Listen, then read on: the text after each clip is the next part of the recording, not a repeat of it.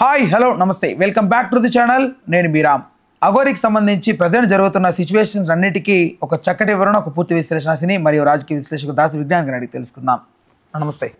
ఏం జరుగుతుంది అఘోరి మ్యాటర్ ఏంటి? అసలు అమ్మాయిని ఏదో లోపరుచుకుందని వార్తలు వస్తున్నాయి, వాళ్ళ అన్నని పెళ్లి చేసుకుందని వార్తలు వస్తున్నాయి. ఇవన్నీ ఏది నిజం ఏది అబద్ధం, అసలు ఏం జరుగుతుంది? యాక్చువల్గా నిన్న వేరే ఒక ఛానల్లో ఇలాగే వెళ్తే అఘోరి గురించి చెప్పమన్నారు. నాకు నిజంగా అంటే నేను ఈ మధ్య ఎక్కువ ఫాలో అవ్వాల, సో నాకేమీ తెలియదు. వాళ్ళు చాలా వీడియోస్ సోషల్ మీడియాలో వైరల్ అవుతున్నాయి. అంటే గతంలో అప్పుడెప్పుడో ఆవిడ ముత్యాలమ్మ టెంపుల్కి వచ్చినప్పుడు చెప్పాం కదా, సో అది బేస్ చేసుకొని అఘోరి ఇది మీకు ఏమనిపిస్తుందో చెప్పండి అని నన్ను కొన్ని వీడియోలు చూపించారు. ఎప్పుడైనా ఏ టాపిక్ అయినా సరే, ఇప్పుడు అఘోరిదే కానీ ఇంకెవరిదైనా సరే, నేను చెప్తున్నాను అంటే నాకు కొంచెం ఒక సోర్స్ కావాలి. నేను వీళ్ళ వెర్షన్ కావాలి, నాకు వాళ్ళ వెర్షన్ కావాలి. ఇప్పుడు ఒకటి మీద పడి ఇవి డొల్లిరిని ఫర్ ఎగ్జాంపుల్ చూసే వాళ్ళకి అది ఒక రకంగా అనిపించింది. ఈమె కామపిచాచి అని చెప్పేసి నన్ను అడిగారు. నేను ఆ డొల్లిన వీడియో చూసి నేను దాన్ని ఎగ్జామిన్ చేయకూడదు. వాళ్ళకి ఫోన్ చేసే ఫెసిలిటీ మనకు ఉంది కాబట్టి కాల్ చేసి అమ్మ తల్లి నువ్వు ఎందుకు డొర్లాల్సి వచ్చింది, అది ఏంటి అని అడగాలి. అప్పుడు లేదు నాకు ఒళ్ళంతా కామం వచ్చి నేను వాడి మీద పడ్డానని చెబుతావా, లేక ఎవడో ఇలా నన్ను వాడి మీద తోసి వీడియో తీసాడని చెబుతావా, రీల్ కోసం అంటగా పడింది, లేకపోతే ఇంకా దేనికో అని చెబుతావా, అది నీ ఇష్టం. ఇలాంటివి అడిగి తెలుసుకోవాలి. ఇప్పుడు నేను అడిగితే తనేం చెప్పింది, మామూలుగా అందరు ఇష్టం ఉన్నట్టు రాస్తున్నారు ఏదేదో అని చెప్పేసి ఫోన్లో తీసుకున్నా. యాక్చువల్గా ఇది ఎక్కడ మొదలైందంటే నీ దగ్గరే మొదలైంది. యాక్చువల్గా చెప్పాలంటే నువ్వే నన్ను ఇక్కడ కూర్చున్నప్పుడు అడిగావు, నాకు ఏమీ తెలియదు అని చెప్పి నేను ఇక్కడ నుంచి నేను ఫోన్ చేసినప్పుడు అమ్మాయి ఎత్తలా. నీ తర్వాత నేను వేరే ఛానల్కి వెళ్ళా, అక్కడ ఫోన్ కలిసింది. ఫోన్ కలిసేసరికి వాళ్ళు సార్ మాట్లాడండి కెమెరాలో అని చెప్తే సరే ఆబ్వియస్లీ మాట్లాడేశాను. తన వెర్షన్ ఏంటో విందామని చెప్పేసి. నిజమైన అబద్ధమైనా ఇప్పుడు నేను న్యూట్రల్గా ఉన్నా. తను ఏం చెప్పింది, ఇలా నా మీద లేనిపోయిన ఎలిగేషన్స్ అన్నీ వస్తున్నాయి, మీరు పలానా వేరే ఛానల్కి నేను ఇచ్చిన ఇంటర్వ్యూ చూడండి, ఇప్పుడు అదంతా నీకు మళ్ళీ చెప్పే ఓపిక నాకు లేదు, నువ్వు అడుగుతున్నావులే కానీ అవి ఇవి చూసి మీరు నాకు కాల్ చేయండి, నా తప్పు అనిపిస్తే ఏమైనా చేయండి అనింది. అప్పుడు నాకు అర్థమైంది ఏంటంటే అది ఏమో రీల్స్ కోసం చేసిందంట మోస్ట్లీ. ఈమెకు కూడా ఒక ఛానల్ ఉంది, దానికోసం కూడా తను తిరుగుతా అందరి దగ్గర ఫుటేజ్లు తీసుకుంటే ఏవేవో చేసుకుంటా అందులో అప్లోడ్ చేస్తూ ఉంటుంది. సో అలా రీల్స్ కోసం చేశాను అని నాకు చెప్తే సరేలే వాట్ ఎవర్. మరి అసలు విషయం ఏంటి, రీల్స్ కోసం అంత ఇదిగా చేయాల్సిందేంటి? నీకంటే ఒక ఇమేజ్ ఉంది కదా సోషల్ మీడియాలో, ఆ ఇమేజ్ కాపాడుకోవడానికి నువ్వు ఉండాలి. ఇప్పుడు ఆ రీల్స్ కోసం నువ్వు అంటున్నావు, వాడేమో ఎలిగేషన్స్ పాస్ చేస్తున్నాడు. ఈ ఆమె మొగదని ఒకసారి, ఆడదని ఒకసారి, ఇంకొకటనో ఇంకోసారి. ఇక్కడ డౌట్ ఏంటంటే ఈ సనాతన ధర్మం, ఈ ధర్మం ఈ కాపాడకు సంరక్షించడానికి వచ్చిన వ్యక్తి రీల్స్ చేయడం అనేది నాకు ఇక్కడ మ్యాచ్ అవ్వట్లేదు ఫ్రాంక్లీ. 1 సెకండ్, సనాతన ధర్మం కోసం పాడే వ్యక్తులు రీల్స్ చేయొద్దనే రూల్ ఏం లేదు. నాట్ ఓన్లీ రూల్ బట్ మనకంటూ ఒక సెల్ఫ్ ఉంటుంది. ఏముంటుంది రీల్ చేసే తప్పేంటి?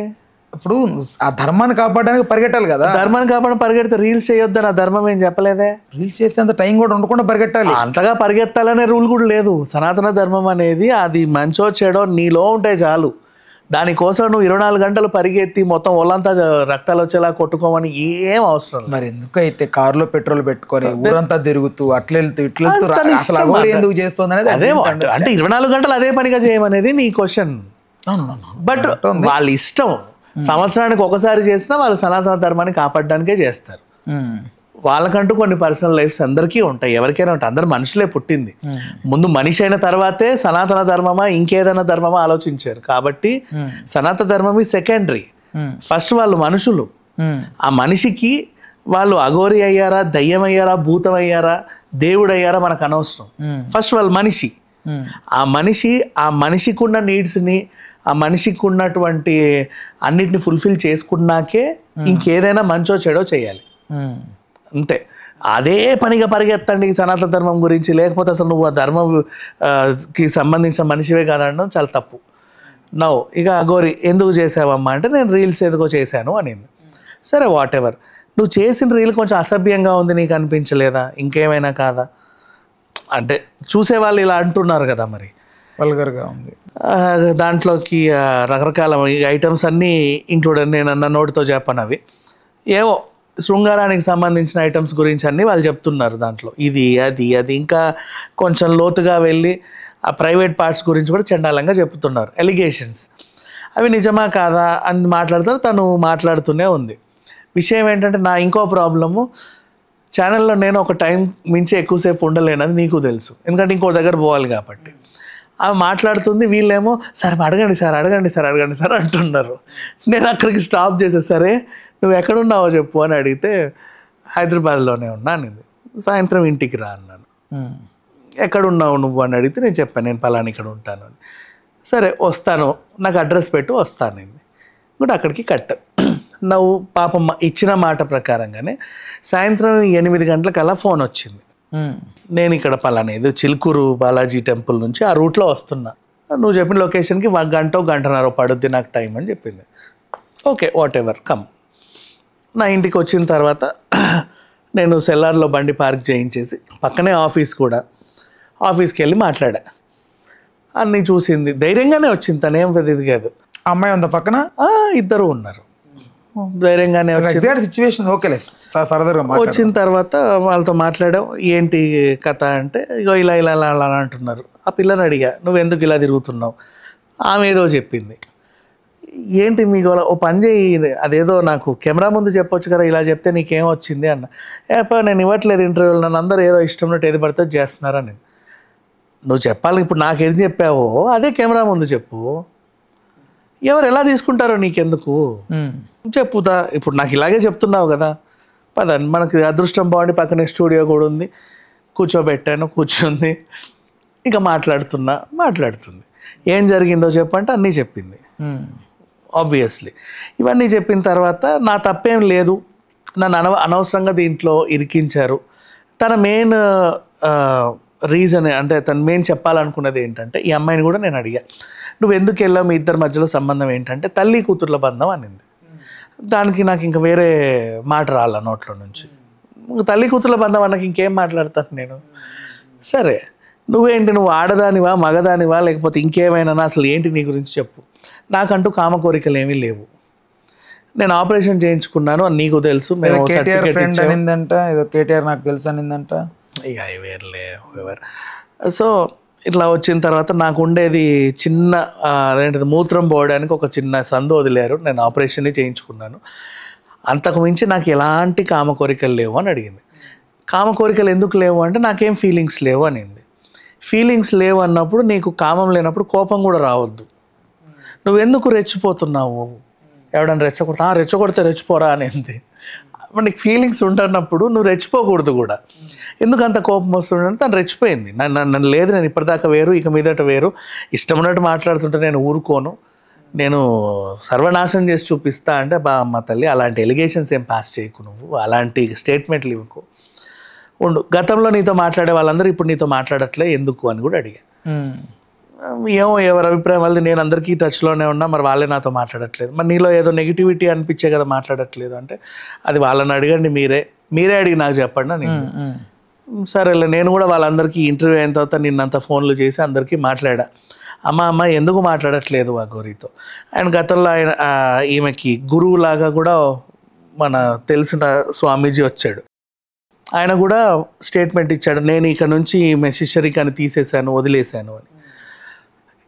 మీరిద్దరైనా సక్రమంగా ఉంటావా, నువ్వు ఈ పిల్లని ఎప్పటికీ ఉంచుకుంటావా అంటే, నన్ను నమ్మి నా దగ్గరకు వస్తే నేను ప్రొటెక్ట్ చేస్తా, నా నుంచి వెళ్ళిపోతే నాకు సంబంధం లేదు అనింది. అమ్మ నువ్వు గతంలో ఆ పిల్ల కూడా ఆమె బీటెక్ చేసిన 2nd ఇయర్, ఇప్పుడు గతంలో ఒక గురువుని నమ్మి వెళ్ళావు, ఇప్పుడు ఆ గురువుని వదిలి ఇక్కడికి ఎందుకు వచ్చావు, అక్కడ ఆయన ఏమీ నేర్పట్లేదండి అనింది. మరి ఈమె కూడా చదువులేదు కదా, నీకు ఈమె కూడా ఏమి నేర్పకపోతే రేపు ఇక వదిలేసి ఇంకెక్కడికన్నా పోతావా అని అడిగా. లేదు నేను ఈమె నేర్పకపోయినా నేను ఈమెతోనే ఉంటా అనింది. సరే ఎంతకాలం ఉంటారో చూద్దాం, మళ్ళీ వస్తారు కదా అని. అప్పటికి చాలా లేట్ అయింది, అంటే నేను వాళ్ళతో మాట్లాడేసరికి 8 నుంచి 9, 10 అయ్యింది. ఆ ఇంటర్వ్యూ అయ్యేసరికి లేట్ అయింది. వాళ్ళకి ఆకలేస్తుంది, నాకు ఆకలేస్తుంది, పొద్దున్న నుంచి వాగి ఉన్నా నేను కూడా. ఇంకా చాలా అని ముగించేసా ఆ 1/2 అవర్లో. వెళ్ళిపోయారు. నాకు ఇప్పుడు వీళ్ళ మీద నెగిటివో పాజిటివ్ ప్రత్యేకించి ఏమీ లేవు. ఎందుకంటే ఫస్ట్ ఆఫ్ ఆల్ నేను వీళ్ళ వీడియోస్ ఫాలో అవ్వాలా, నాకు తెలియదు. నన్ను ఇలాగే ఛానల్లో అడిగినప్పుడు డైరెక్ట్గా తెలియని విషయాన్ని తెలిసినట్టుగా చెప్పడం ఎందుకని నేను ఫోన్ చేస్తే తను వచ్చింది, తన ఆవేదన అంతా చెప్పుకుంది.